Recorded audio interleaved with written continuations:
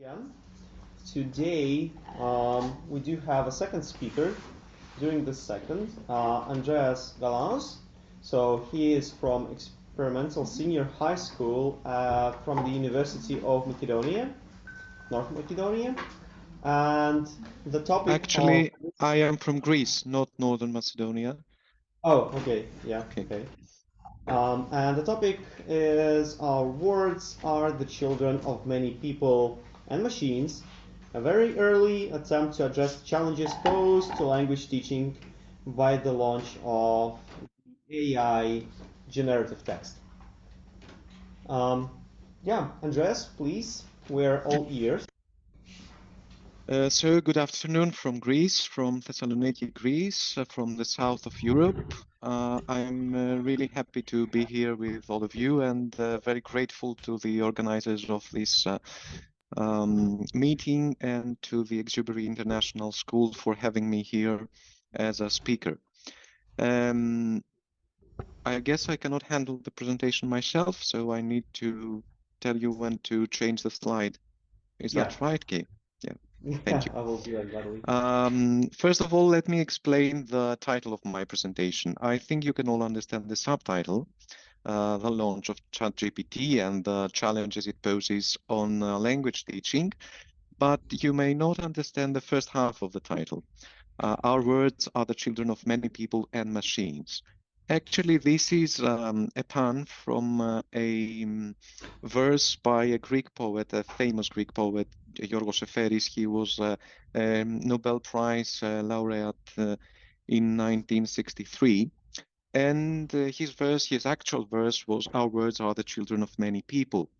What he meant, I can gather, is that whatever we say is not that original as we might have hoped for, because all ideas, all words, all these things have already been said, and we just recycle what other people before us have already said.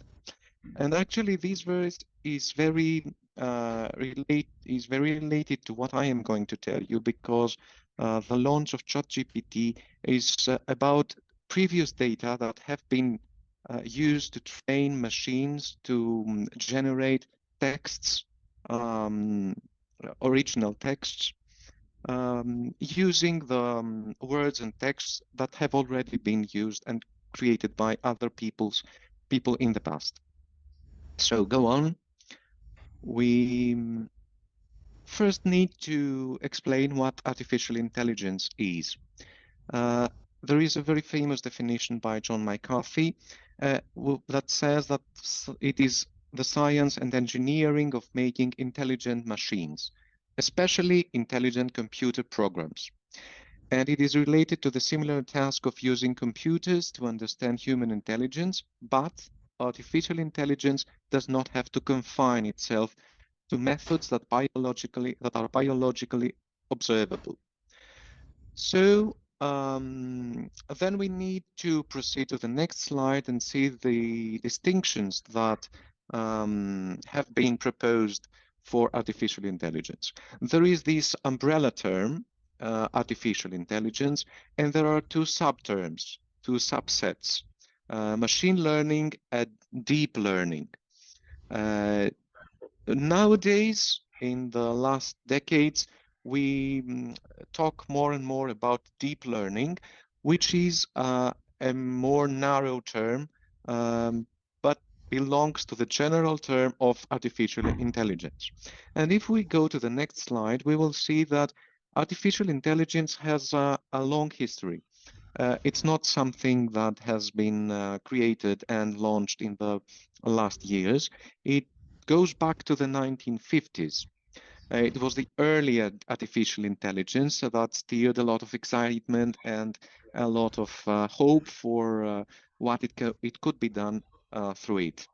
Actually, since 1980s, we are talking more or less about machine learning, which is very close to deep learning. The basic difference between machine learning and deep learning is that machine learning applications need humans in order to be trained and be able to improve themselves. to provide and generate better texts or better outcomes.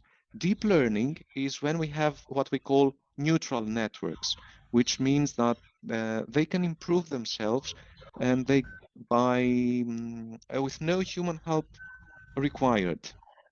And another distinction in the following slide will bring us to the generative artificial intelligence. First of all, we have narrow and general artificial intelligence. Narrow artificial intelligence is driven mainly by industry people. It is supposed to perform specific tasks, and it has a practical scope. While general artificial intelligence is driven by scientists, researchers, and technology people, it is supposed to be able to perform multiple tasks, and it has a broader scope in order to be able to simulate human understanding and human knowledge. There is actually a third term, super and artificial intelligence, which would be artificial intelligence that it is self-aware and exceeds human intelligence. Actually, we have no such intelligence at the moment, and I'm not quite sure that we want it in the future, but who knows? Maybe in a couple of years or in a couple of decades, we might be attending a conference on super artificial intelligence. And going on and coming closer to what we are going to discuss today, let's talk about artificial intelligence in our everyday life. There are a lot of applications that we all use in our everyday routines, like voice assistants. I'm sure that most of us are familiar with Siri or Alexa, and autonomous vehicles. They say that the future of driving and cars might be autonomous driving. We have been using spam filters in order to avoid all unwanted emails. We use facial recognition to unlock our mobile phones. We use GPS technology in order to find our way to the places where we are heading to. We use robotics. Social media uses algorithms in order to suggest posts and other content that might be of interest to us. We use chatbots to help customers, or translation machines that quickly go from one language to the other. But in the next slide, please. We have generative artificial intelligence, which is artificial intelligence that can create a wide variety of data, like images, videos, audio, texts, and 3D models. And next slide. How do they work? First of all, for a generative artificial intelligence tool to provide the outcome we want from it, we need a prompt. What is a prompt? It's the question, the text, the image, the video, or even the musical notes that we provide to the tool, the input we give the tool, so that it can be processed.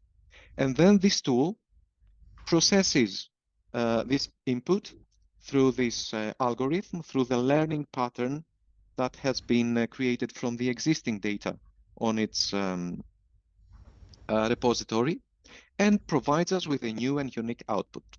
This output can be an essay, a solution to a problem, or even realistic fakes, whatever we want. Next slide, please.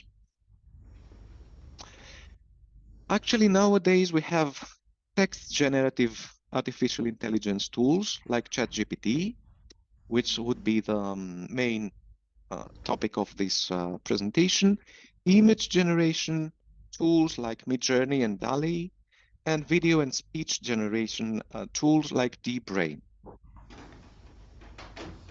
Next slide, please. What is ChatGPT?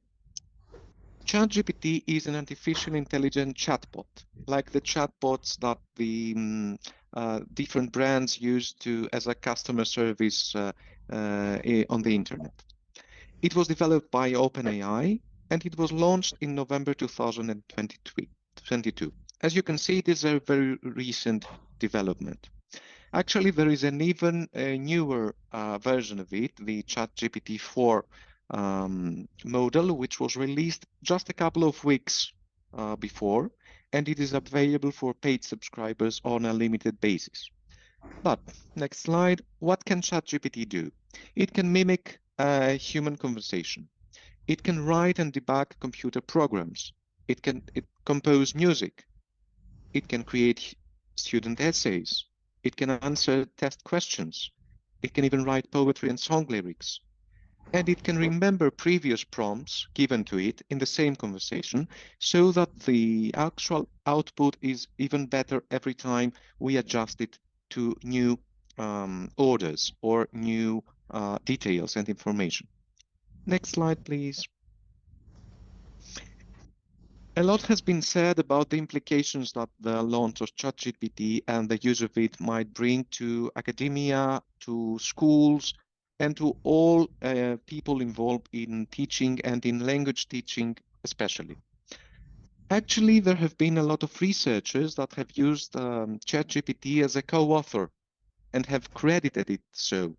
And there are scientific magazines that are willing to accept ChatGPT as a co-author credited in an article, in a paper published.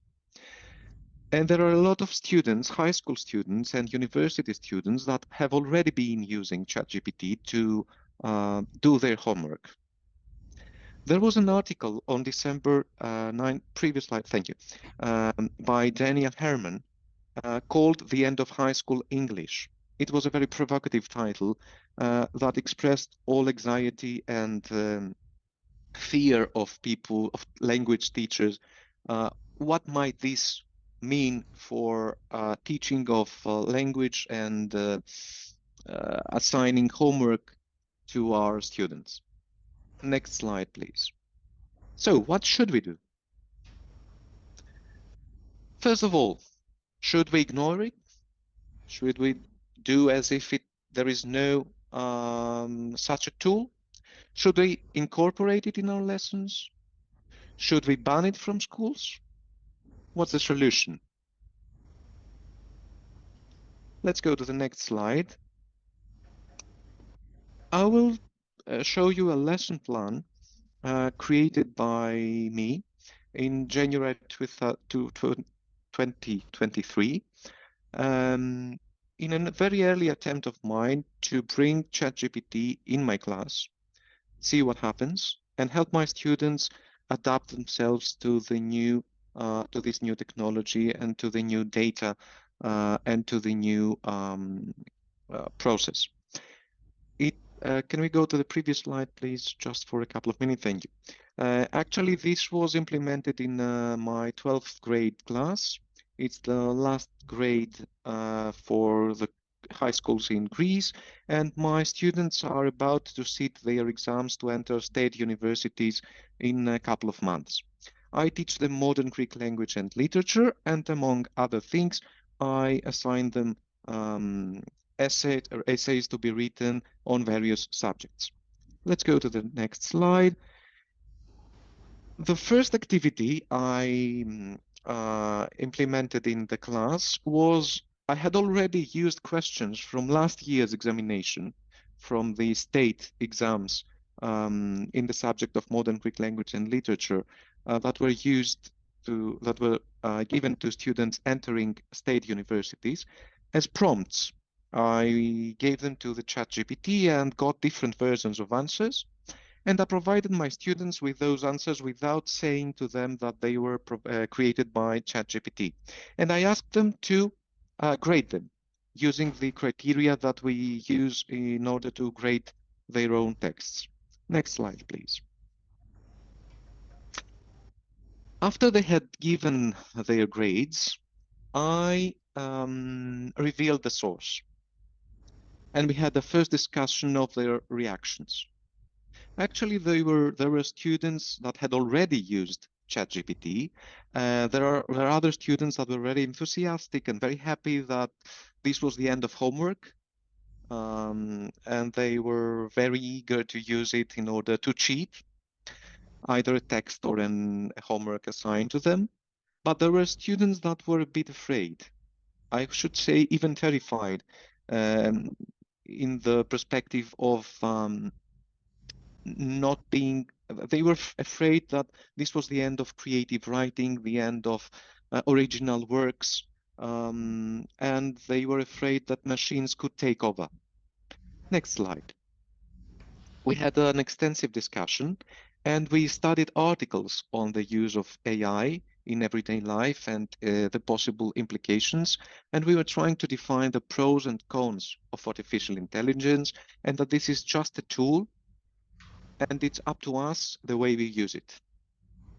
And the fourth activity was, we asked ChatGPT to provide us with a speech on artificial intelligence and the actual use of the ChatGPT itself, the use of the tool itself in education, in the class.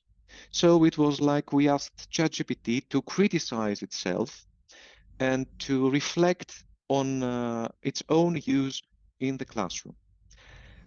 We went through the text, and as a fifth activity, I asked my students to comment on the text provided by ChatGPT. Next slide, please. We had a discussion on the answer that the ChatGPT gave us. We used the rubric and the criteria we use when we grade their own texts. And the homework they had was to revise the ChatGPT text in order to improve it, make it less machine created, making it more persuasive, making it more personalized, making it more helping it meet the standards that we need for the examination that they are going to sit in a couple of months. And the sixth activity was we asked the ChatGPT to create a poem on artificial intelligence, and I think that we have a couple of minutes to read what it gave us. In circuits and code, we've created a mind, a being born of human design, artificial intelligence, a synthetic kind, with power and knowledge far beyond the humankind. It learns and adapts with each passing day. Its capabilities in every way, a tool for good or a tool for ill, it's up to us to use it still. With every step, it makes us proud, but with every step, it makes us loud. Questions of ethics we must now face as we create a being with a mind to replace. Will it be a servant or will it reign? Will it bring us progress or bring us pain? As we pave the way for the future bright, we must tread with care, with every bite. Artificial intelligence, a marvel to behold, but with great power comes great mold. We must shape it with a steady hand to build a world that's fair and grand. So let us guide this being with love and light to a future that's shining bright. That was the end of the lesson. We ended the lesson with a poem. Actually, I think that most of my students were impressed by the quality of the poem. And let me say that actually in English, it works far better than it works in Greek. I tried to ask for a poem in Greek, but the result was disappointing. And next slide, please. So let's reach a conclusion now, as we are reaching the end. It's more than obvious that ChatGPT has a lot of benefits as well as a lot of drawbacks. And there are a lot of dangers or implications posed by its use in the classroom. But I think that we need to agree that there are changes that we need to make in order to address this challenge.